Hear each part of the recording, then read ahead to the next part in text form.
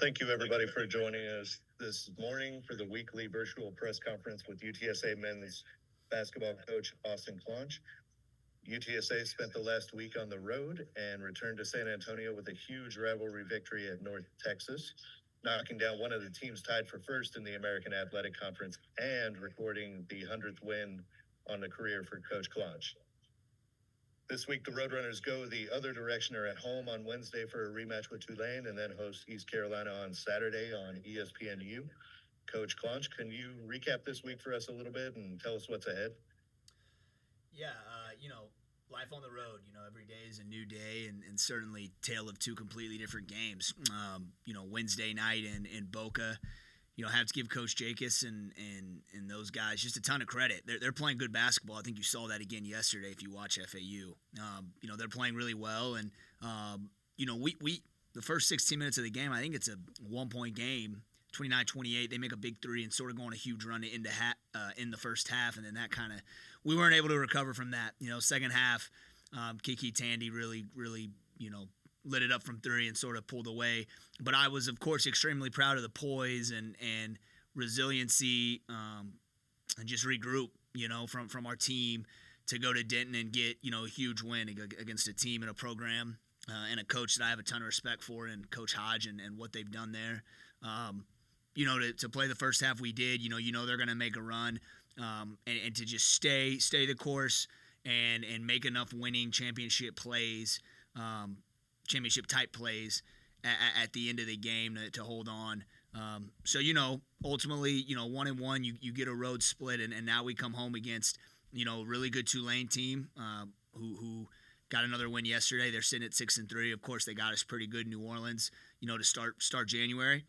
And then a good ECU team. Coach Schwartz has done a really, really good job with that program. They're athletic. They play hard. They mix up defenses. We're kind of sitting right next to them in the middle.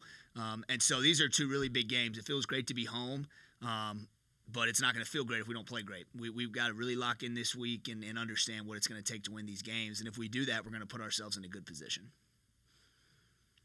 Okay, let's go ahead and take some questions. Let's get started with Jerry. Be sure to put your hands up if you have any questions. Yeah, Coach, just wanted to ask what you did to celebrate your 100th victory. Watch the game on the way home. We like to stop at Buc-ee's a little bit. So, I got me a little snack, some beef jerky, and ultimately yesterday I got to relax a little bit. And, Jerry, it's funny. I don't know. I sort of forgot. I knew I was getting close, and then it took me a couple of minutes till after the game. Somebody said something to me. So, it's certainly, I love coaching. It's truly a program and family deal. I told my staff it's not my 100th win. It's our 100th win. I've got a couple guys that have been with me for all 100, and I've got a few others that have been with me for a lot. So, I've had a lot of great players, and a lot of great support around me. So, it was a lot of fun, and it certainly felt good to get it against a really, really good team and on the road, no less. Go ahead, Sean. Coach, how do you balance in your first year building such a great culture where this win on Saturday was a huge win and nothing to be taken away from that, and then also it's just one win as part of the journey? How do you balance that as you approach it with your team?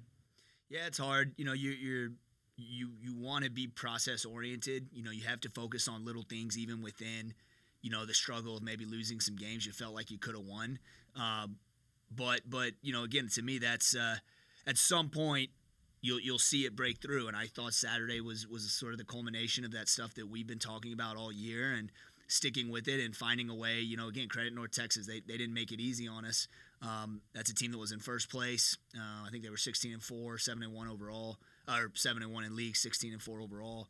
And I know they were 11-0 at home, one of the toughest places to play in the American. And so it was great to see our guys finally break through. And then that's how you start to see not just the belief that they can win the games, but the belief in that they understand when we preach the little things and we preach daily habits and truly building that foundation. I think they understand how important that is.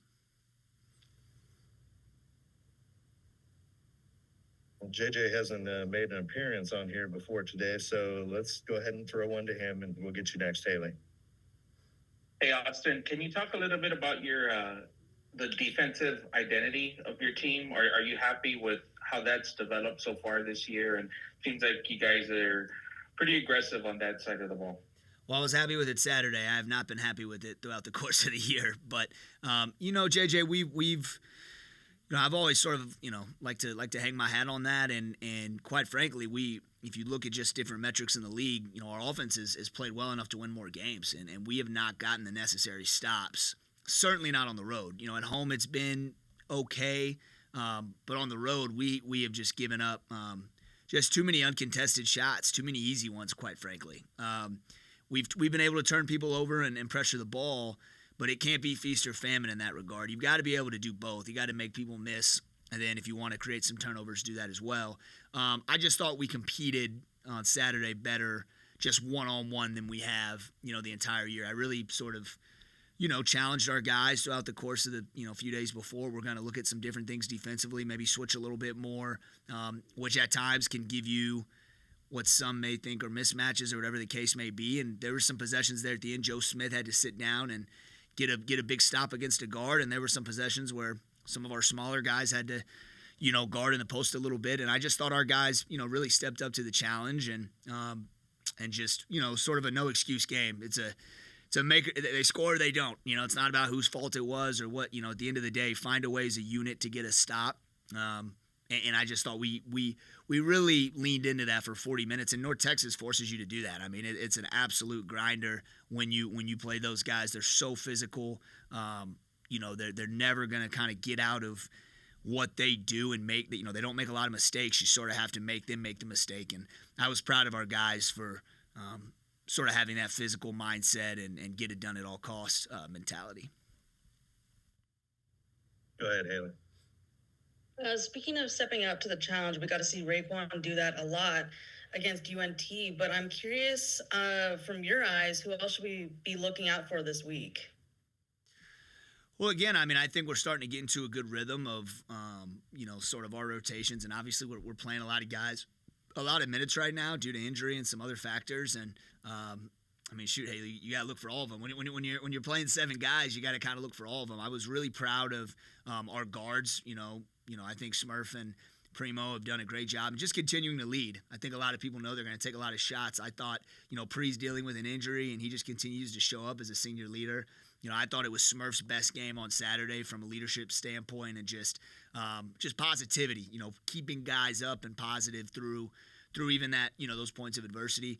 Damari and Ray are 2 guys that are older players that have played a lot of games and been a part of a lot of winning. And so, I count on them, from a just a senior leadership standpoint and guys that are never going to get too high or too low and just keep us moving forward. And then our front court guys, Dave Hermes and Joe Smith. How about that play by Joe at the end of the game? It's maybe not something that's on a highlight tape, but 2-on-1 after the missed free throw, and he kind of cat and mouses and gets him to throw the lob and gets a hand on it to win the game. Joe's really come a long way in that regard and just impacting the game in so many different ways. So this is a complete team. It's never going to be about one guy and what he does to win the game. It's going to be about what we do collectively. And when you're in a league like this, it has to be like that. Back to Jerry. Coach, I was looking at the standings here, and I see, the teams that are right there in 4th place, Temple and Tulane, both 6 and 3. The Roadrunners are in a group. They're back 4 and 5. You got a second half of this season, of this conference season to play. Do you feel like those top 4 seeds are pretty?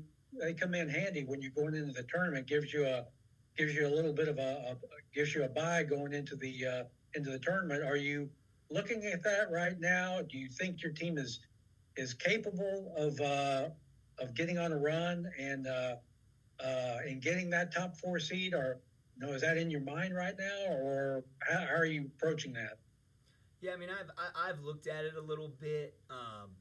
Certainly, I think we're capable of going on a run here, these last 9 games, but not if we don't have a great practice today. It's not something I'm really talking to our team about. We certainly feel that Saturday was a huge step forward, at that halfway point to get that win and sort of put yourself right in the middle with some games coming up against teams that are sort of jockeying for those same positions. So, but our focus is on today, right? We've said it all year that we want to dream big and focus small. And we've got to have a great day of preparation. Obviously, we've got a team on Wednesday that really handed it to us at their place. Now we're a completely different team, than we were in New Orleans, but they do a great job defensively. They're extremely long and active, and then they've got good players on the good offensive players when they get the ball. So this is going to be a really challenging game Wednesday.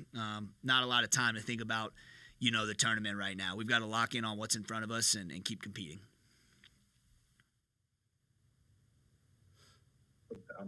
Do we have any other questions for Coach Claunch? All right, everybody's good. Thank you for joining us, and looking forward to 2 pretty great games this week. And we'll be back in action next week. Cool. Thank you. Thanks, Coach. Thanks, Mike. Birds up. See y'all.